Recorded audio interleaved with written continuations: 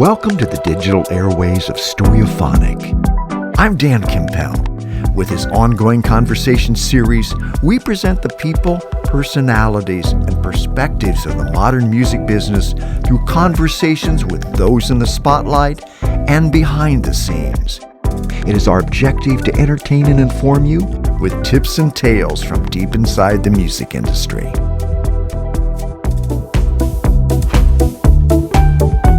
A multi-platinum songwriter with credits from Beyonce to Madonna.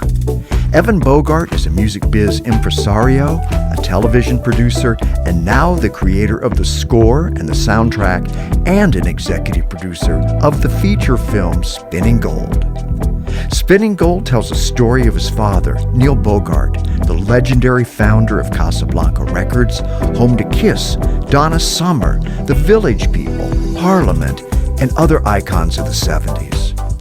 Bridging both sides of the entertainment equation, creative and business, Evan is a kinetic creator with a deep devotion to songwriter advocacy, exemplified in his current role as chair for the Recording Academy's Songwriters and Composers Wing.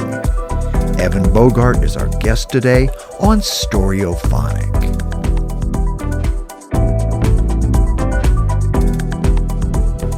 It's so good to have you back here with us. Oh my God, thanks for having me. You know, for fans of the Stereophonic podcast, if you go back in time, you'll see the last interview we did before the pandemic was you. Amazing, really? That's amazing. Hopefully that doesn't mean that we're about to enter. Okay. No, I think the fact that we're doing you this early on in our renewed season is a good sign. Okay, cool. So I'm saying hopefully it's not like a pandemic next week now because I'm on the show. No, I think you're going to keep it away from us. All right, good.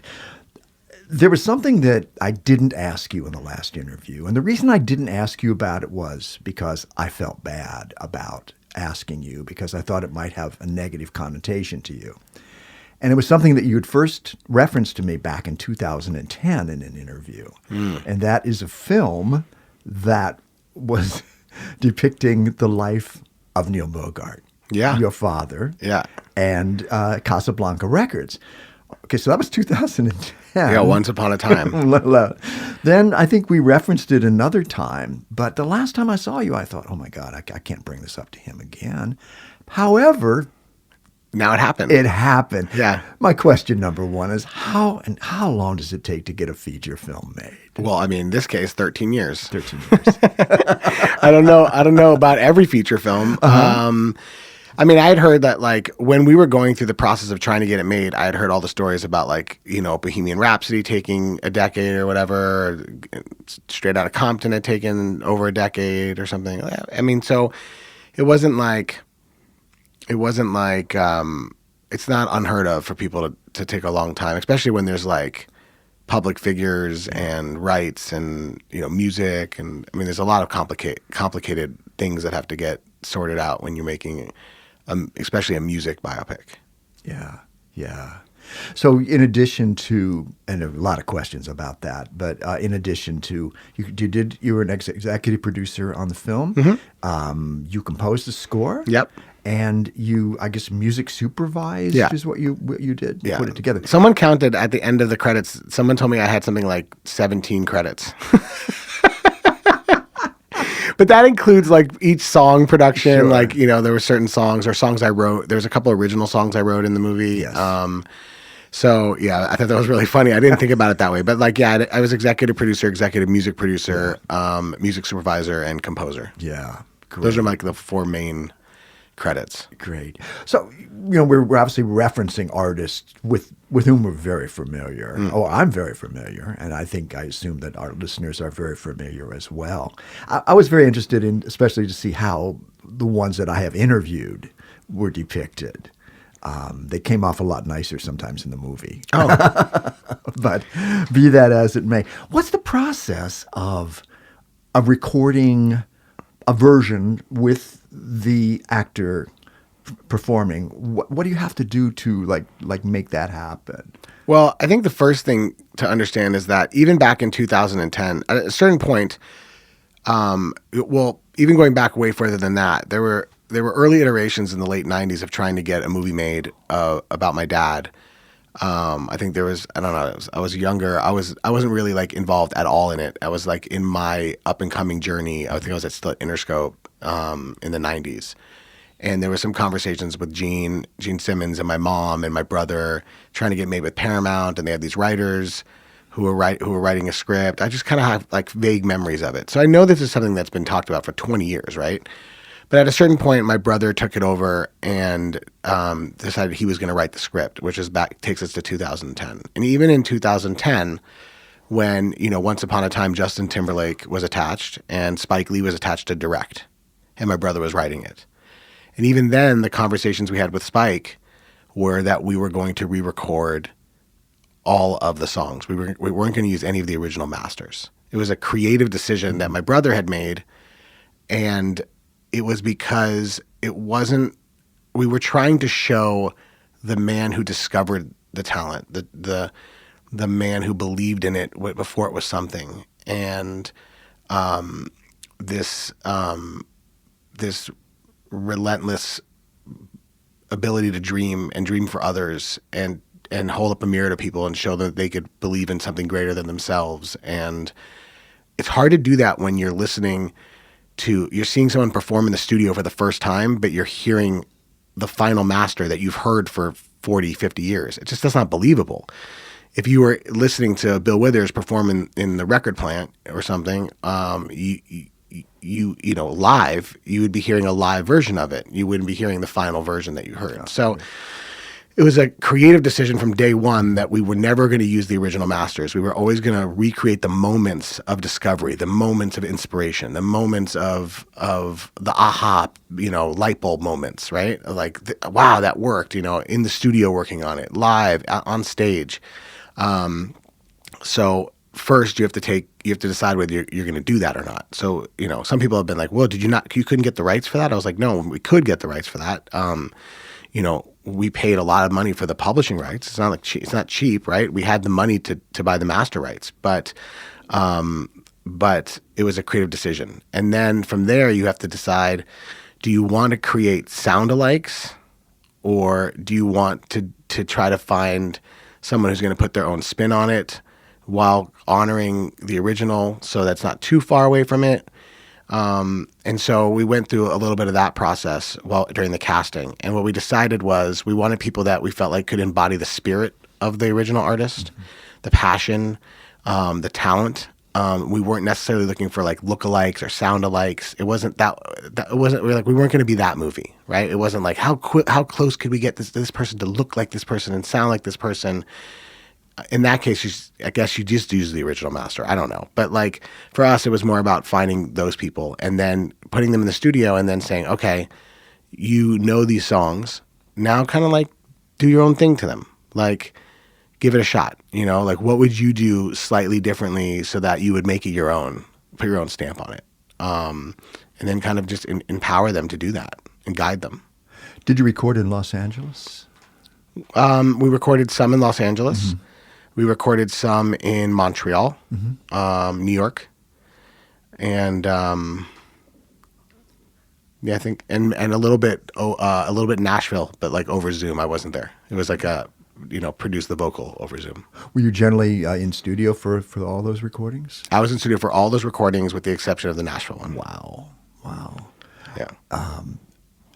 Wiz Khalifa.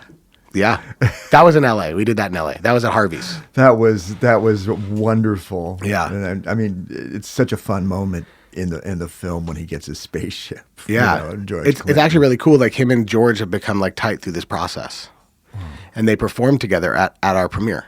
Wow, they got on stage and performed Parliament songs together. Great. Yeah, it's very cool. The casting of Jeremy Jordan, just charisma, just over the top. I mean, I would assume what I know of Neil Bogart, the same level of charisma, huh? Yeah. I think there was going back to 2010, right? Yeah. We had Justin attached for several years, and there was a lot of we went through a couple director changes, and then Justin, did the Man of the Woods album, and he was on tour for like years and just kept extending his tour. a certain point, it was just kind of like, we need to go make this movie. And we love Justin, but we couldn't necessarily wait around forever. So I think the next choice was, do we go for somebody of a name, or do we try to find someone who hasn't had a moment yet in the feature space? And my brother was thinking a lot about how my dad was kind of like a showman in his own right, you know?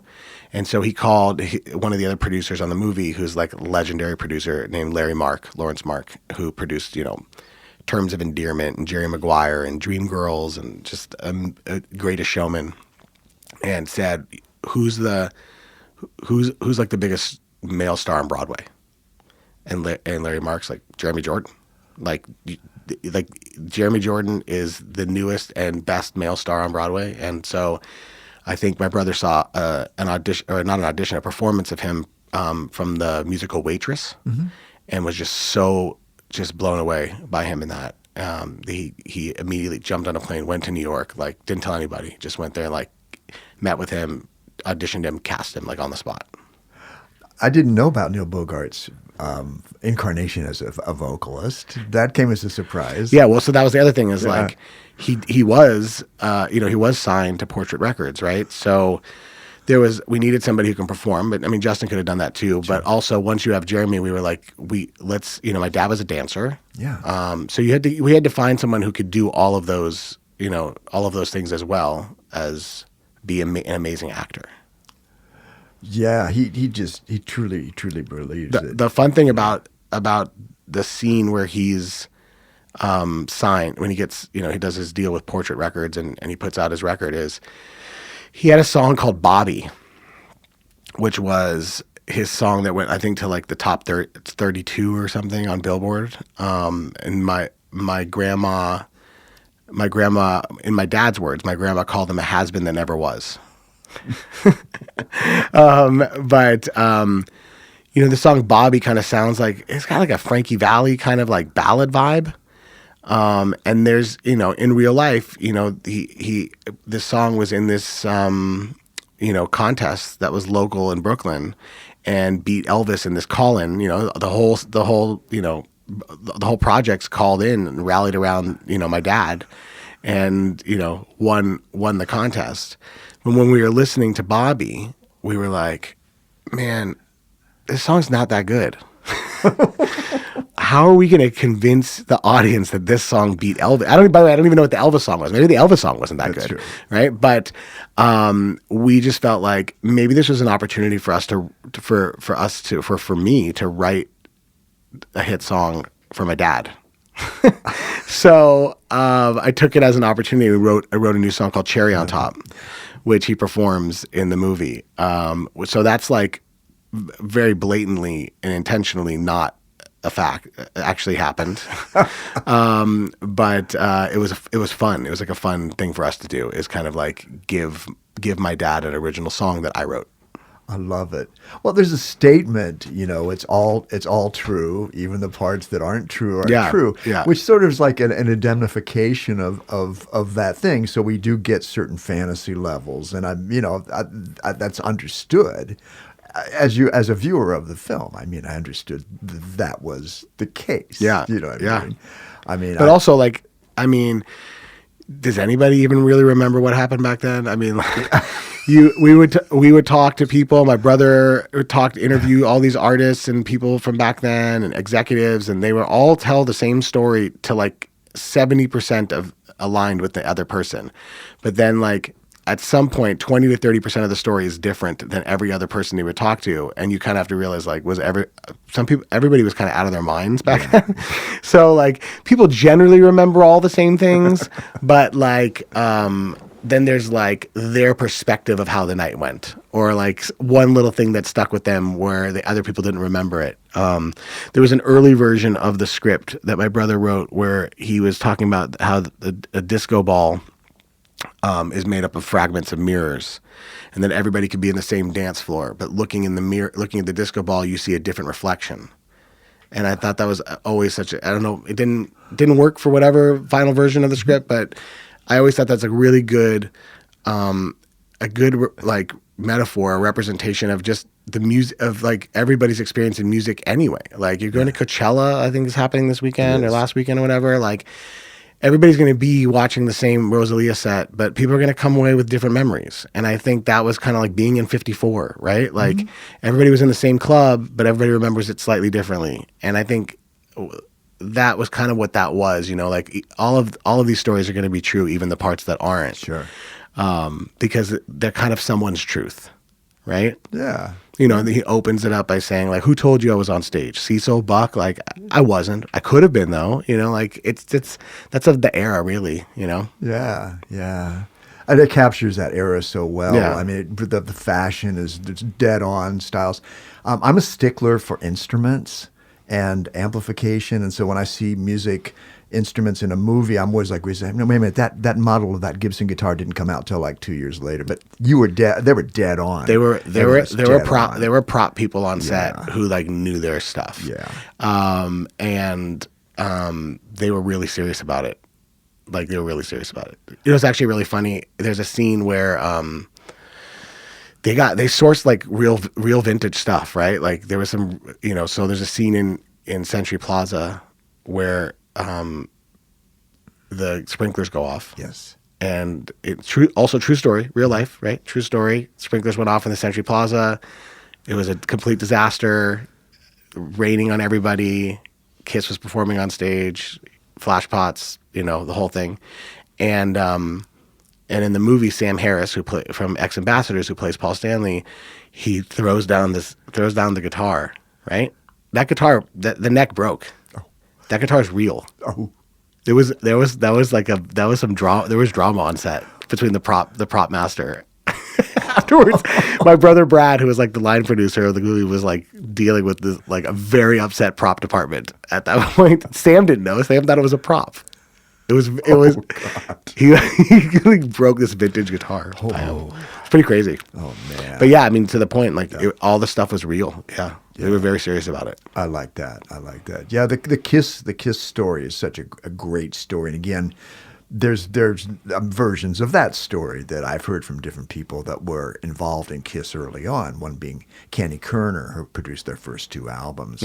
According to Kenny Kerner, he had a relationship with Neil where Neil let him listen to demo tapes that were coming in over the transom. So that's cool. Kenny's version of the story, and then Kenny and Richie Wise ended up producing the first 2 albums, and that's for sure. But I mean, maybe, you know, again, that's part of Kenny's story, but it's Kiss's story. So I know what you're saying. Saying. Yeah. I've interviewed Paul and Gene, and they're wonderful. They're wonderful interviews and very sweet people to me, at least on that day, in that moment. Yeah, sure. So that's my reality, you know. All of that is true.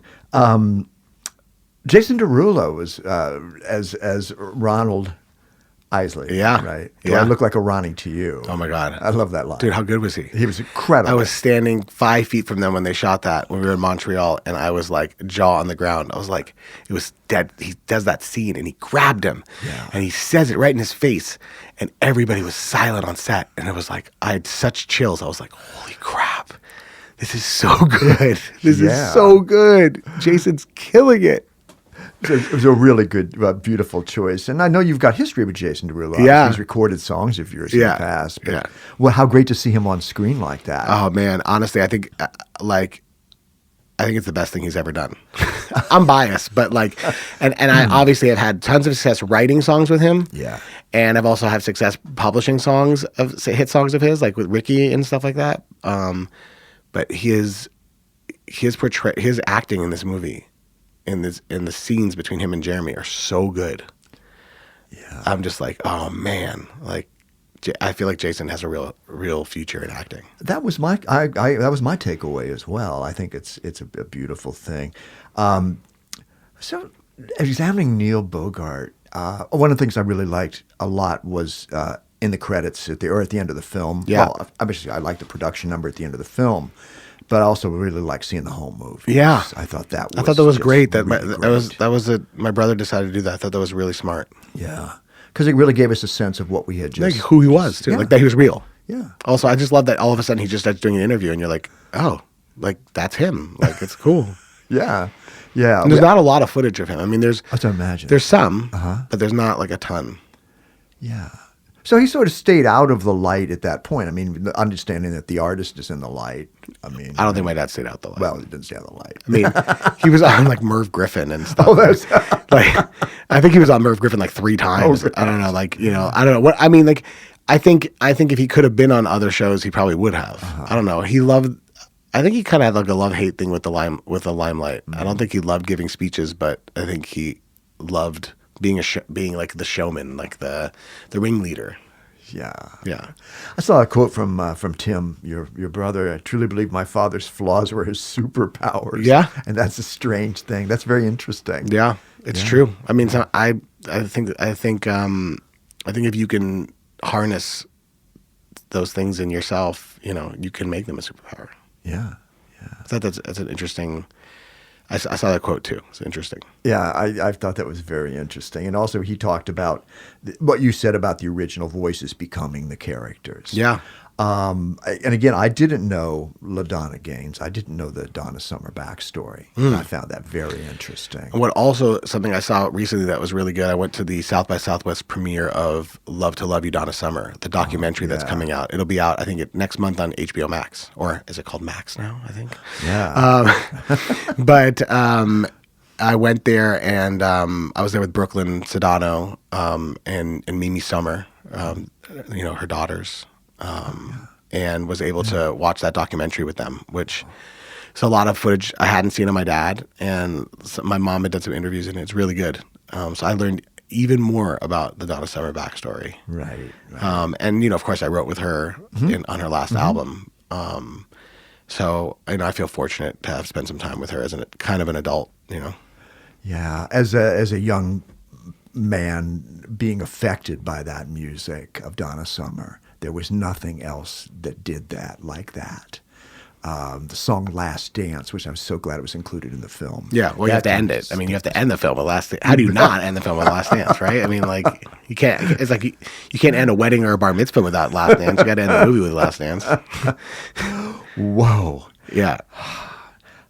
I'm hearing about Verona. Yeah. Tell me. Yeah. No, I mean, we're in post right now. Yeah. We wrapped in early February, just before the Grammys. And it's an original pop musical that we've been working on for several years. Originally it was going to be a TV series. And then for whatever reason, I think everyone got fired at the network or something. It was like it was one of those like regime changes at a network, and we got it back. And then right at that same time, it was like we're going on Spinning Gold. So it was like the focus shifted, and everybody's attention was on that. And then the pandemic, and then back to Spinning Gold, and then coming out of Spinning Gold, it was like, what do we make next? And it was like, let's go make Verona, and let's do it as a film.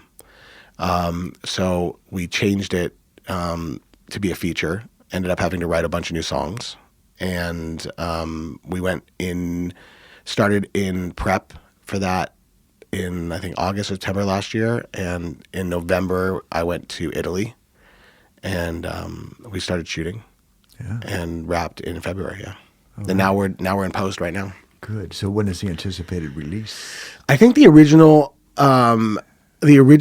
conversation was around Valentine's Day 2024, as is a Friday, and it's the greatest love story, right? It is. And there's, who knows? It could come out this year. I don't know. My brother's so eager to get stuff out there. He's so excited. Like I could see the timeline get sped up as well. So it could be end of this year, or it could stick to Valentine's Day next year. But it's coming along really fast. Like we're almost completely done with the score as far as like the writing of it. And I think we'll have like a locked picture in like a month. So I mean, we'll see. It's definitely the first time I've ever, it's my first musical that I've ever done. And it's been amazing to see these songs come to life with like full choreography and performances, and like set literally in like 1,000-year-old castles and bridges and catacombs in Italy. And we shot the whole thing in the countryside of Italy. So we actually shot in Verona. We shot in Parma. We shot a lot of it in a small town called Salsa Maggiore, which is in between Parma and Verona, but all in the northern Italy, all in real sets of where people actually lived in castles and things. Yeah. Wow. Yeah, it's pretty crazy. Yeah. And also like northern Italy in the winter, also pretty crazy. Really cold. People who lived in those castles who didn't have heat. What a time. Was a time. What a time. Yeah. time. I mean, you can imagine fire was your best friend. No wonder they didn't bathe a lot. Yeah. It's pretty crazy. I hear you. Pretty crazy. You know, I think of Neil Bogart. It's first of all, obviously, one of the notes that I made was, as much as this is a film about music, it's a film about families. Yeah. And the family thing in that movie is a huge part of it. Sure. Nice to see Jason Isaacs. He's tremendous. Nicest guy ever. He's also in Verona. Oh, really? Yeah. Oh, cool. He plays Lord Montague. Good. Yeah. Good. Helping him out. I love him. Yeah, I do too. I mean, also, like, I'm probably unhealthily obsessed with Harry Potter. Mm-hmm. So, yes, I remember that. Having some sort of friendship with Lucius Malfoy is a benefit. I love it. Yeah. We'll be right back.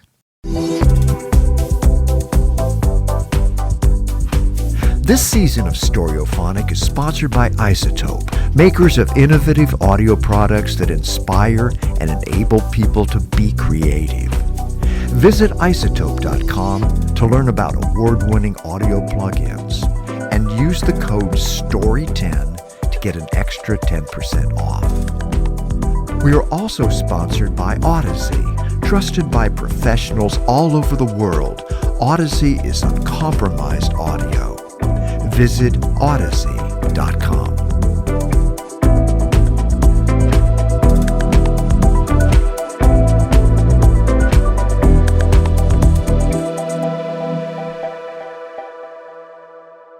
One of the things that Neil Bogart, obviously the point is that he saw things that other people didn't see, or he saw them in a different way than other people saw them. That's something I've noted about you.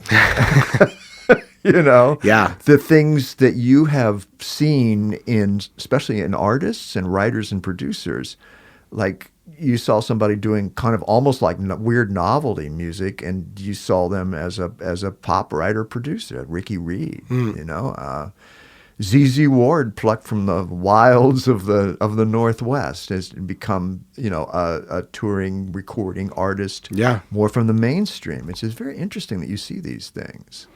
Blessing and a curse, I guess.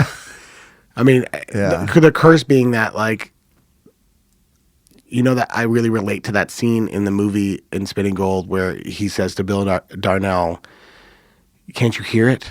Yeah. Like, yeah. Sometimes I want to say that to people. Yeah. Like, I'm like, what do you mean? Can't you see this? Can't you hear it? Like, I obviously, like, I'm not like, I wouldn't say like it's I don't know, better than anyone else or whatever. I'm not saying it like that, but like there are things that sometimes I hear and feel that I just know in my heart that will work or could be something.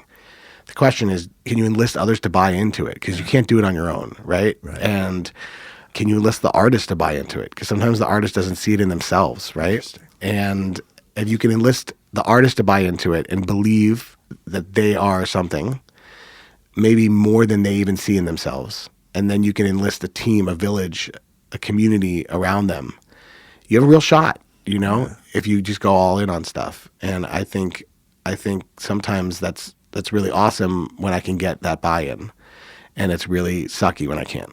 I hear you. Because it eats away at me. Like, I'm like, I know there's something there. I know that person's a star. I know this song's a hit. There's nothing I can do about it. That drives me crazy. But I think there's something genetic about that. I don't know what it is. Interesting. It's like a second nature. Yeah. But I mean,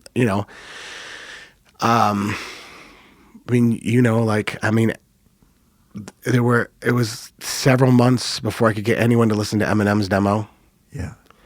I sat there in countless Karis Flowers, Maroon 5, Yes. pre-Maroon 5 showcases, watching every single label pass on them, saying Adam's not a star. Yeah. One of them, famously said, "Oh, it's just a Jamiroquai ripoff."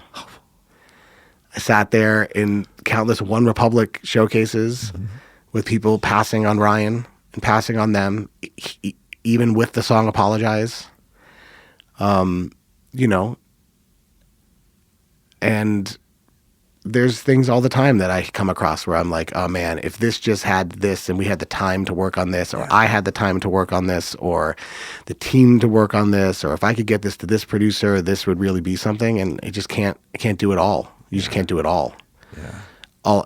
And again, talking about flaws into superpowers, I definitely try to do it all. Yeah, you were just putting together this interview. I have to revisit every single thing that you do, and it's like, oh my God. So, like, for instance, I found a playlist of songs that you had written on one of the streaming platforms that we won't mention by name.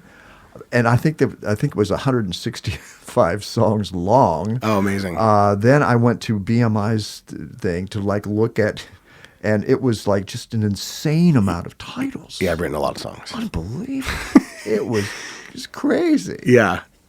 I sometimes I'm surprised by that. I mean, I think at this point I'm not even sure that 165 is accurate. I think I've probably had over 200 cuts at this point. Wow. At least. Yeah. Well, all right. Yeah. All right. But I mean, it's the ones that matter. Some of them are silly, but some of them are great, and some of them I'm more proud of than others, but I love them all. I forget. Someone will be like, "Oh, I love that song you wrote," and I'm like, "Oh, yeah, I did write for that. You worked with that artist." I'm like, "Yeah, I think I did have a cut on that artist." It's so interesting. Someone reminded me the other day. They were like, "Oh man, I loved your Fantasia song," and I was like, "Oh, I do have a Fantasia song. I forgot I had a Fantasia song, and I convinced Fantasia to rap on it. It's a song called Lighthouse." Really? Yeah, I was like, "Oh, that's right. I have a Fantasia song," but I completely had just forgotten about that. Our first guest that we had was Emerson Mancini. As you know, just got a Grammy Award for Record of the Year. Yeah. For Lizzo. We're talking about Lizzo, and we all ranting and raving about how much we love Lizzo. Now, you've got Lizzo's songs. Yeah. Well, I mean, I remember when Matthew Morgan, who's Lizzo and Ricky's agent, Wallpaper's agent, he had suggested that Ricky and Lizzo connect, that he should work with her, maybe potentially develop her. And and Larry and I, who's Ricky's manager, my manager, and Ricky's partner in Nice Life, he and I were in New York, and he was like, "We got to go see this artist opening for Sleater Kinney," and I was like, "Okay," and he's like, "Yeah, it might be something for Ricky," and so we went over there, and it was at Terminal 5, and it was Lizzo opening for Sleater Kinney, which is bizarre in itself, and she was just a rap artist at the time, she wasn't singing or anything. But the people were freaking out for her. Like she owned the crowd. It was incredible. And I was like, whoa. I was like, he definitely has to work with her. And that was 2015. Yeah. And then, obviously he started working with her in 2016. They did, I think the first song they did was Worship. And, shortly after they did Good as Hell for the Barbershop 3 soundtrack. And I started working with her around the same time. I probably wrote 15 songs with her, but the first song we had out together was a song called Phone. Yes. Yeah. I've heard. Which was real fun. It's a really fun funny song. Where is her phone? We need to know. I love that. I listened. That came from her. Like, literally, we had me and her and Jesse Shatkin had written a song, and it was the end of the session, and she was like searching the couch for her phone. Yeah. For her phone. And she said, "Man, where the hell is my phone?" She said, "How am I supposed to get home?" And I was like, "Wow, that sounds like a song. That's a cool idea for a song." And Jesse pulled up like a kick drum, and an hour later we had that song written. It wasn't even the song we wrote that day. We spent like 6 hours writing another song that's never been used. We love Lizzo. We talk about just how she's empowered so many communities. Yeah. Of just her whole. It's just a huge, huge aura around her. It's just an incredible light, beautiful. She's great. Yeah, so good. Very wondrous thing. Ricky Reed, there you go. Ricky Reed, Lizzo. Yeah. I mean, just talk about believing. You know what I mean? Like, I actually use that as an example. The theme comes up a lot in the movie Spinning Gold about needing more time. Yeah. And that's come up a lot in conversations around the movie about music and artists not having enough time, not being given enough time to develop these days, right? Like, artists were given albums, not even like years to develop or singles to develop, albums to develop. Yeah. Third album, fourth album, tours, like, before they would ever have any sort of success, right? And like figure out who they are or who their fans are. Now it's just so like, you know, it's so like, is it reacting? Is there analytics to support it? Did it come off of a platform? If it's not working, maybe we change the whole sound one song in. Like, it's just so weird now. I don't want to come across as like the old guy who's not, you know, like, but like, honestly, I feel grateful that I came up in the 90s at Interscope. I feel like I was part of like the last hurrah of real A&R is what I think, you know. It was, you know, pre-MySpace, and, you know, it was demos and live, you know, people send me bands. They're like, "Go, come, hey, what do you think of this artist?" I'm like, "I love them. When can I see them perform?" They're like, "Huh?" And I'm like, "Yeah, when can I see them live?" Yeah. Like, and they're like, "Well, they don't play live." And I'm like, "Oh, can I see them like perform their songs like in front of me?" Yeah. Like, I just want to see what they're like when they perform. I don't even care if they're good. I just want to see if they have like what kind of energy they have, you know? And I take that from like from, you know, being at Interscope in the 90s and like being with, you know, the Tom Wally and that whole crew of A&R people who were, you know, I would make sure I was standing next to them watching bands, you know, who all, you know, so many of them became huge successes. And so many of them didn't, but, you know, just making the decision based on live shows. I mean, I've seen, you know, bands demos, you know, bands almost get signed up a demo and then blow the live show and everybody pass on them.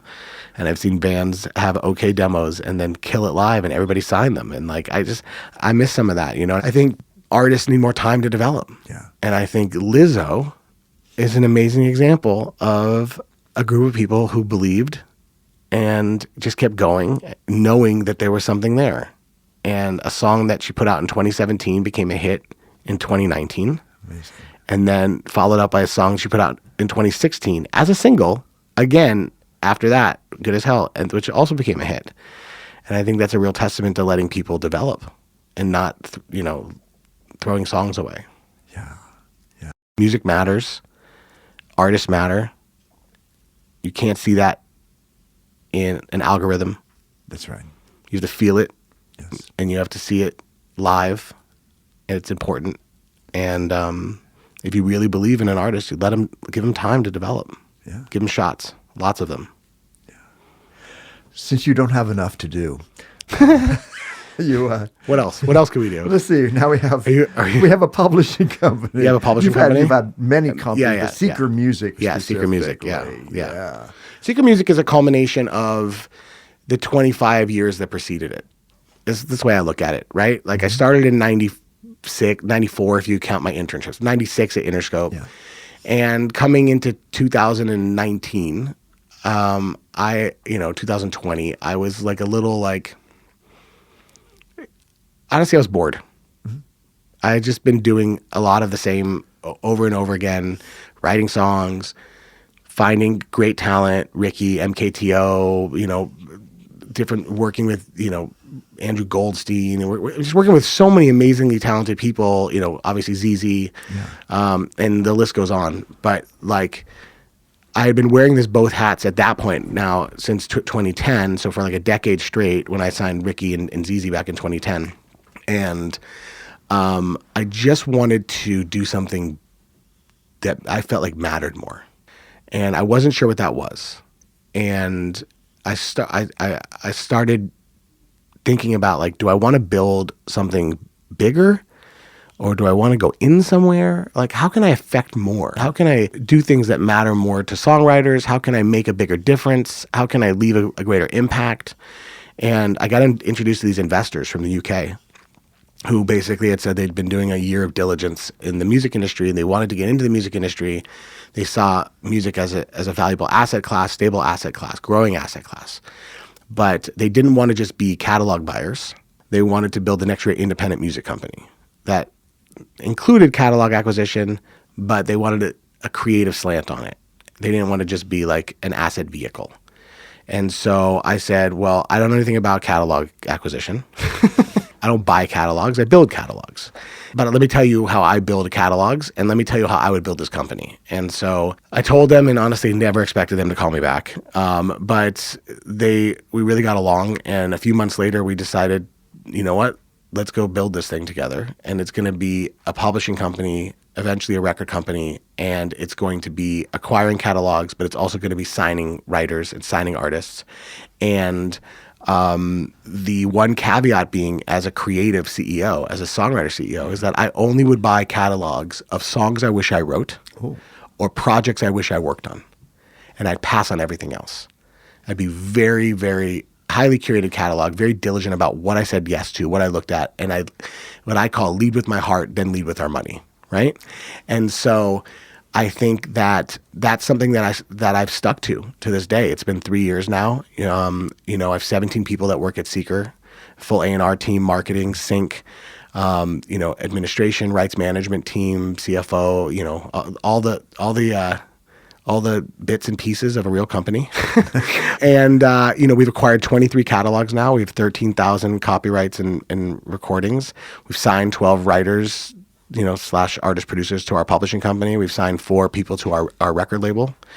We're having a ton of fun celebrating music and celebrating music creators, and we're continuing to grow and we're continuing to sign and hire and acquire. And we're expanding globally now. I mean, it's some of the most fun I've had in years. And I've been able to take all of my experience as an A&R and as a manager and as an agent and as a writer and as a producer and as a publisher and everything, and kind of roll it into this company that I can kind of drive the culture and mentor all of these people in the way that I like to take care of music, or I like to take care of music creators and empower them to empower other people. Good. Yeah, it's cool. Yeah, John Bellion. John Bellion? Yeah. That's a catalog we did. We Wow. did John Ryan, Mozella, Sam Waters, Mozella, Ruth Ann Cunningham, Christopher Cross, Cross, yeah. Run the Jewels. Yeah. We just did Charlotte Caffey from the Go-Go's, which was awesome. Yeah, really. We literally just closed that. Really? So cool, right? That's great. Yeah. And then a bunch of stuff, stuff I grew up on. Brian Alexander Morgan, who wrote all of the early SWV songs. Troy Oliver, who wrote all of the Genuine and J-Lo songs.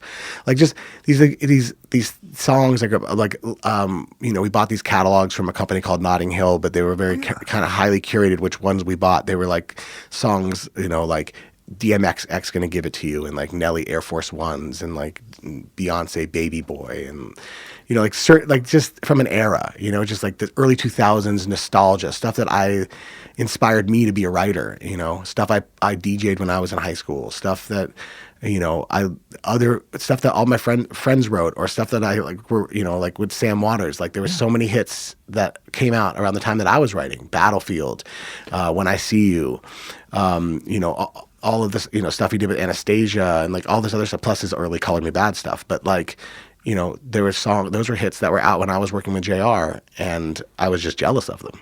And now I get to work on them. Now I get to find them opportunities, syncs and marketing ideas, and get them on better playlists and create covers of them and pitch them for TV and film and ads, and I get to be creative in different ways with them. I've interviewed a gazillion songwriters, as I like to say, pretty much every major songwriter in the history of American popular music, if I could, you know what I mean? Of all the songwriters that I have interviewed, the gazillions of songwriters that I've interviewed, only one songwriter has ever taken me into a writing session. And that was you. Yeah, amazing. You took me into a writing session. Was it good?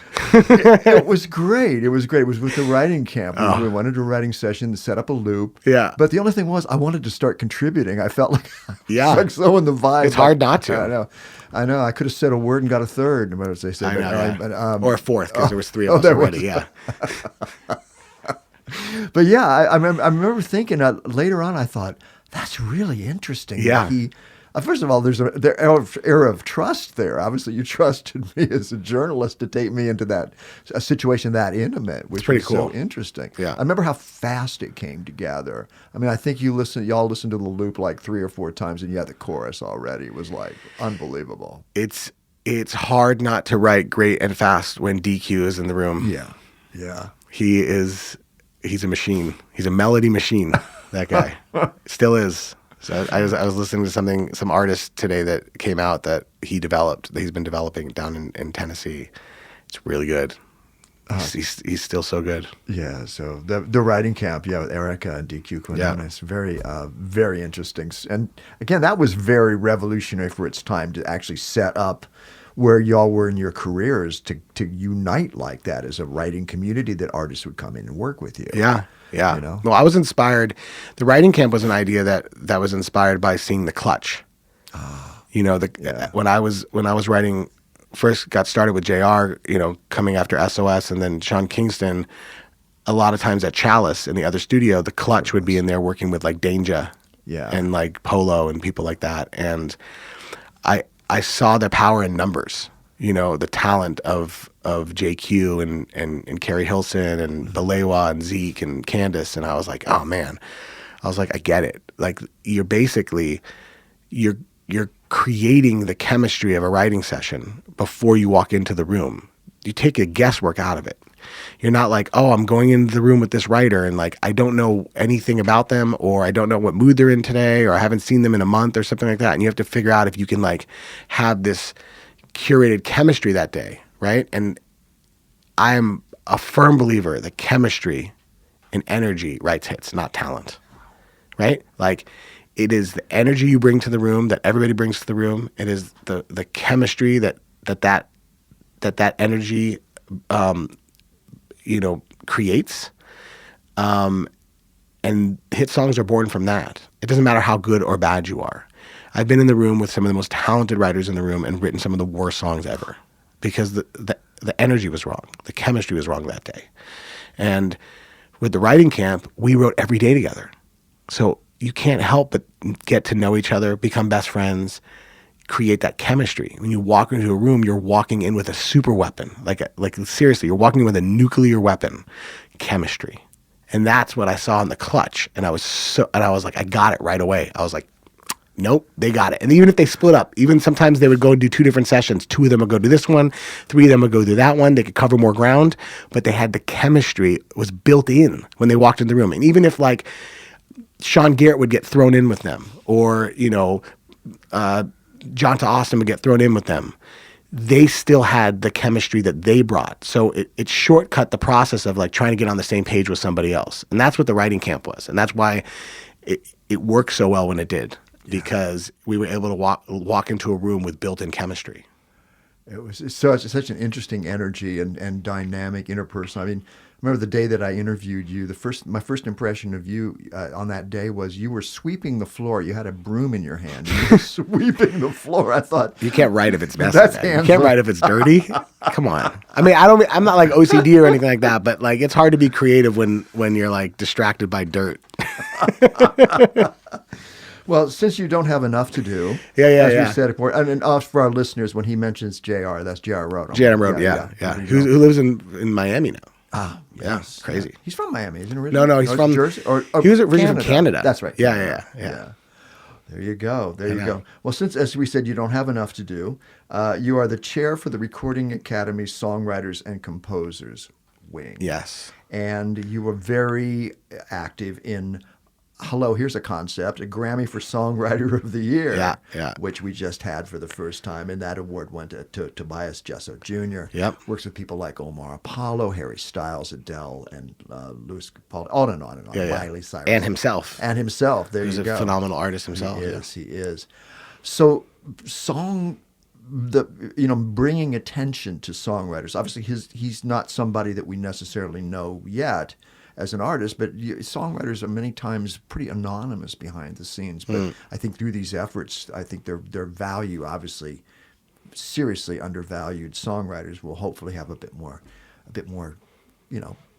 I think that's the idea, right? Yeah. I mean, I think there was also the idea around, that was kind of the idea around creating this threshold, this barrier of, making sure that the rules and regulations basically say that you have to have written 5 songs where you're a non-performing, non-producing songwriter. Which, I think in this day and age when a lot of songwriters are getting production credit, because songwriting it's increasingly harder to get paid as a songwriter. Yeah. So they're learning the skill of production, and they're producing the same songs that they write. It's semi-controversial, but I think that, there is a Producer of the Year award.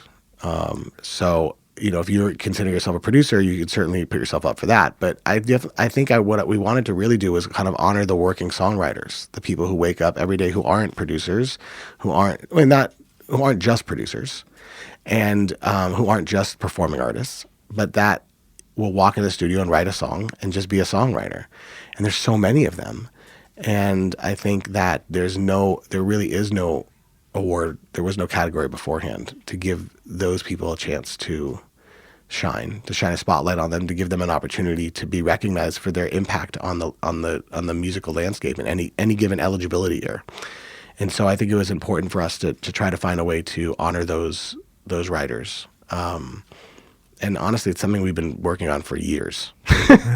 I think it was the right moment, the right time. I think getting the wing going first before taking another swing at it was probably important, to figuring out a way to create a home within the Recording Academy for songwriters and composers, and create priorities and initiatives on behalf of the wing platforms, with respect to recognition, education, mentorship, advocacy, wellness, and find ways that we could super serve the songwriters and the composers communities.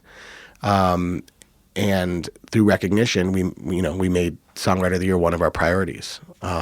It wasn't the only amazing. I mean, it gets a lot of attention. It wasn't the only songwriter or composer focused either new award or award change last year. They added, I think, they added lyricists to the opera recording and the classical compendium category. They added composers and lyricists to the musical theater category.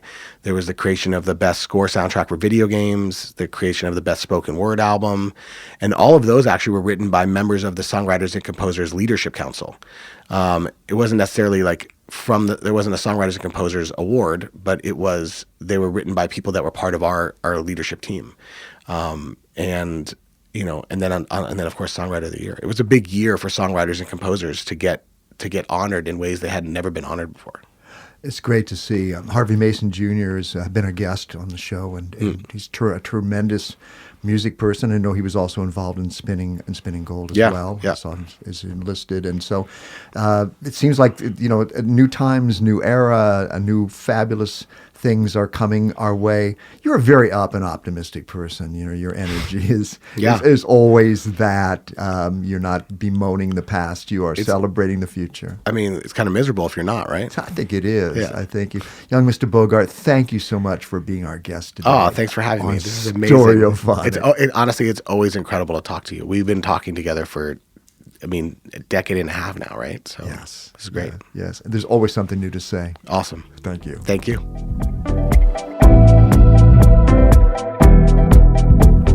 Thank you for listening to Stereophonic. Please follow us and rate us on your favorite listening platforms. Tune in for new shows and check out past episodes.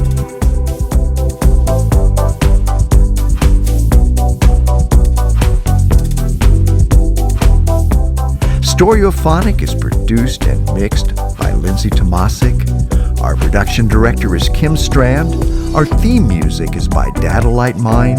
And I'm your host, Dan Kimbell.